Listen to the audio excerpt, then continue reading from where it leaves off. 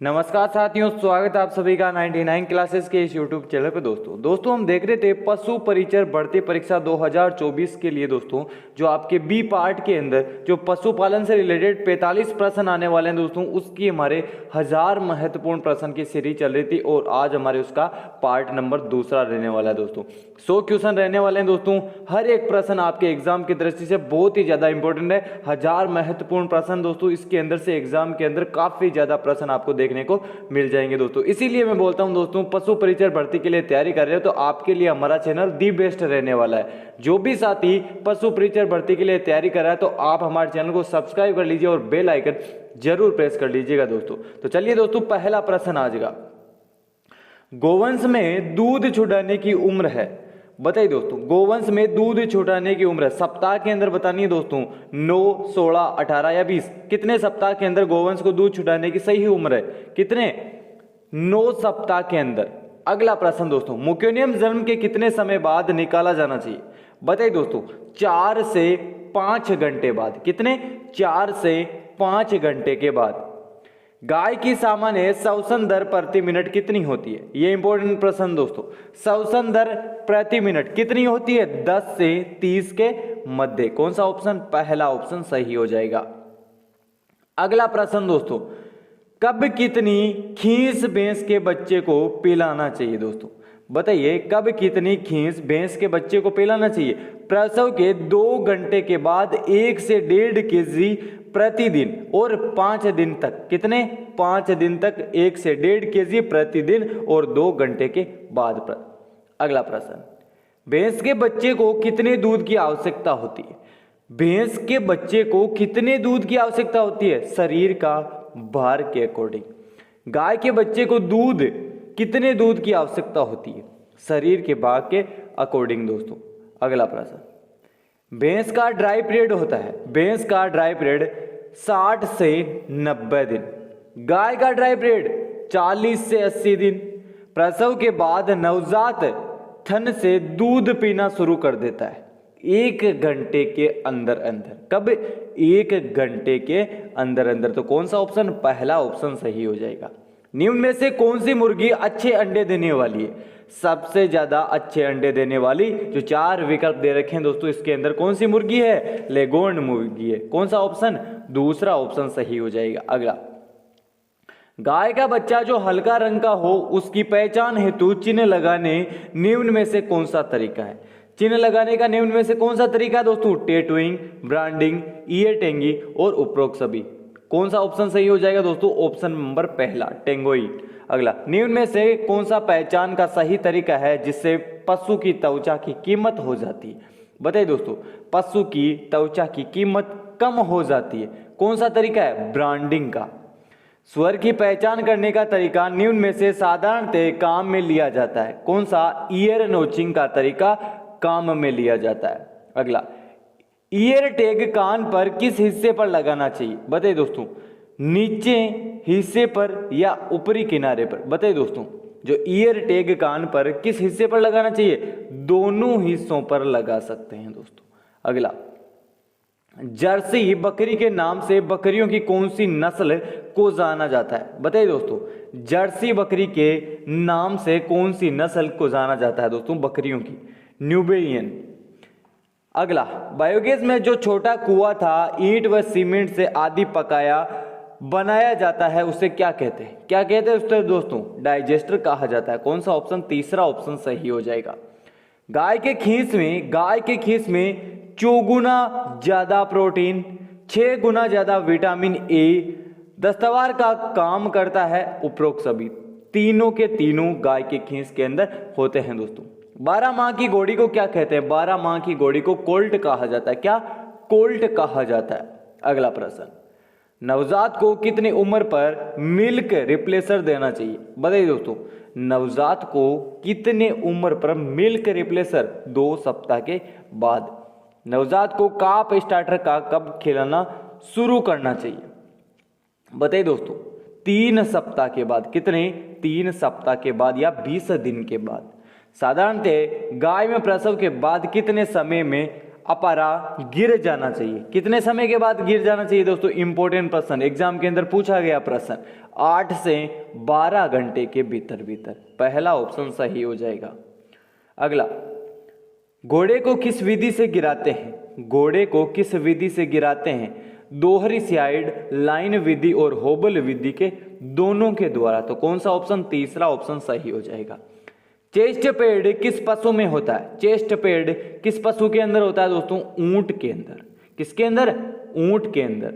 सुअरी की मेटिंग क्रिया को क्या कहते हैं? सुअरी की मेटिंग क्रिया को काउपलिंग कहा जाता है। क्या? काउपलिंग कहा जाता है। घोड़ी की मेटिंग क्रिया को कावरिंग कहा जाता है। इंपॉर्टेंट प्रश्न दोस्तों ये। सुअरी, घोड़ी, गाय, भैंस, 3 माह के उम्र को सुअरी को क्या कहते हैं? जो 3 माह के उम्र की सुअरी को क्या कहते हैं? गिल्ट कहा जाता है। अगला, प्रीमिपेरा किस मादा पशु को कहते हैं? प्रीमिपेरा किस मादा पशु को कहते हैं? मादा जो प्रथम बार ब्याई हो। किसको? मादा जो प्रथम बार ब्याई हो। पहला ऑप्शन सही हो जाएगा। गाय का जीवन कितने वर्ष का होता है? कितने वर्ष का? 20 वर्ष का। घोड़ी के कितने केनाइन दांत होते हैं? कितने? 0 केनाइन दांत। वे दांत जो नुकीले होते हैं तथा चीरफाइड करने में काम आते हैं, उन्हें क्या कहते हैं? इंपॉर्टेंट प्रश्न, क्या कहते हैं उन्हें? केनाइन कहा जाता है दोस्तों। सींगों के आधार पर पशु की उम्र जानने के सूत्र क्या है? सींगों के छल्ले प्लस 2 वर्ष। क्या? सींगों के छल्ले प्लस 2 उम्र। कौन सा ऑप्शन? पहला ऑप्शन सही हो जाएगा। किसी पशु को दूध को सुखाने शुष्क विधि कौन सी है दोस्तों? अपूर्ण दोहन विधि, अनियमित दूध दोहन विधि, पूर्णतः दूध दोहन बंद करना और उपरोक्त सभी ऑप्शन सही हो जाएगा। वह सांड जो बाधा पशु से मद के दौरान संभोग तो करता है, लेकिन उसमें शुक्राणु नहीं बनने के कारण उससे मादा पशु गर्भित नहीं होती है, अतः वह नर मद बतलाने के काम में लिया जाता है। ऐसे पशु को क्या कहते हैं? ऐसे पशु को क्या? टीजर कहा जाता है दोस्तों। अगला प्रश्न, भेड़ का बच्चा जिसे क्या बोलते हैं? मेमना, जन्म के कितने समय बाद खड़ा हो जाता है? बताइए दोस्तों। तुरंत खड़ा हो जाता है। क्या? तुरंत खड़ा हो जाता है। बीकानेरी ऊंट के आंख के ऊपरी गड्ढा होता है, उसे क्या कहते हैं? जो ऊंट होता है बीकानेरी, उसके आंख के ऊपर हल्का गड्ढा होता है, उसे क्या कहते हैं? उसे स्टॉप कहा जाता है। इंपॉर्टेंट प्रश्न दोस्तों। साधारणतया ब्रांडिंग पशु के किस हिस्से पर करना चाहिए? जांग के बाहर नीचे की तरफ। कौन सा ऑप्शन? पहला ऑप्शन सही हो जाएगा। जन्म के बाद नवजात की सुंडी शरीर के कितनी दूरी पर काटनी चाहिए? 1 से 2 इंच दूरी पर। क्या? 1 से 2 इंच दूरी पर। अगला, कौन सी बकरी दुधारण नहीं बालों के लिए पाली जाती है? बताइए दोस्तों, कौन सी बकरी दुधारण नहीं बालों के लिए पाली जाती है? कौन सी बकरी? अंगोरों के लिए। दूध के लिए नहीं, बालों के लिए पाली जाती है। कौन सी? अंगोरा। ऊंटनी के थनों में कितने छेद होते हैं? कितने? 1 छेद होता है। प्रजनन की दृष्टि से एक नर कितनी ऊंटनी पर रखा जाता है? बताइए दोस्तों, प्रजनन की दृष्टि से एक नर ऊंट कितनी ऊंटनियों पर रखा जा सकता है? कितनी? 40 के ऊपर। ऊंटनी की प्रसव क्रिया को क्या कहते हैं? क्या कहते हैं? केल्विंग कहा जाता है। कौन सा ऑप्शन? तीसरा ऑप्शन। बीकानेरी ऊंट को क्या कहते हैं? छिपरा कहा जाता है। अगला, ऊंटनी के दूध के उत्पाद को क्या कहते हैं?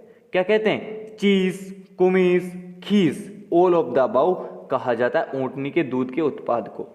प्रत्येक ऊंट को कितनी जगह चाहिए? 18x22। क्या? 18x22 ये प्रत्येक ऊंट को जगह चाहिए।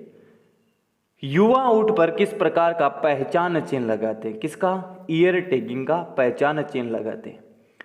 ऊंट के झुंड को अन्य किस नाम से जाना जाता है? टोला के नाम से जाना जाता है। मगरा भेड़ किसके लिए प्रसिद्ध है? बताइए दोस्तों, इंपॉर्टेंट प्रश्न। मगरा सुपीरियर कारपेट वुल के लिए। किसके लिए? सुपीरियर कारपेट वुल के लिए। अगला, निम्न में से कौन सी पाकिस्तानी गोवंश है? पाकिस्तानी गोवंश रेड, सिंधी, गिर, थारपारकर, ये सारी हिंदुस्तानी नस्ल और घानी जो एक पाकिस्तान की नस्ल है। निम्न में से किस भैंस के दूध में अधिक वसा होती है? किसके? जाफरवाड़ी के। साधारणतया भैंस में प्रसव होता है नवंबर से मार्च के मध्य। निम्न में से किसका दूध खोवा व रसगुल्ले बनाने के काम में नहीं आता? किसका नहीं आता? ऊंटनी का नहीं आता, भैंस, भेड़, बकरी और गाय का, तीनों का आता है, ऊंटनी का नहीं आता। कौन सा पशु ब्रीडिंग सेशन में पॉलीएस्ट्रस है? बताइए दोस्तों, कौन सा? भेड़ और भैंस दोनों। तो कौन सा ऑप्शन? ऑप्शन नंबर चौथा सही हो जाएगा। अगला, गाय में 2 ब्यायत के अंतर में होना चाहिए कितना समय अंतर होना चाहिए? 12 माह का। कितना? 12 माह का। 9 माह तो समय लेती है और 3 माह का गैप होना चाहिए। भैंस में 2 ब्यायत में अंतर होना चाहिए कितना? 15 माह का। राठी नस्ल की गाय में किस नस्ल के पशु होते? बताइए दोस्तों, किस नस्ल के पशु के गुण होते? लाल सिंधी, थार पारकर और साहिवाल, तीनों के तीनों राठी नस्ल की गाय के अंदर गुण होते हैं। तो कौन सा ऑप्शन? चौथा ऑप्शन सही हो जाएगा। किस पशु के शरीर का रंग लाल होता है? किसका? रेड सिंधी और साहिवाल, दोनों का होता है। तो ऑप्शन नंबर तीसरा सही हो जाएगा।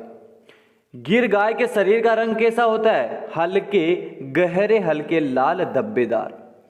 अगला, दुनिया में किस पशु का लंबा दुग्ध काल होता है? किस पशु का? जर्सी गाय का। भारतीय गोवंश में किस पशु का लंबा दुग्ध काल होता है? गिर नस्ल के। विदेशी गोवंश में सबसे छोटी नस्ल कौन सी होती है? जर्सी होती है।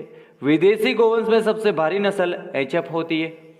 अगला, विदेशी नस्ल में गोवंश सबसे सुंदर कौन सी होती है? बताइए दोस्तों, आयरिश आयर होती है।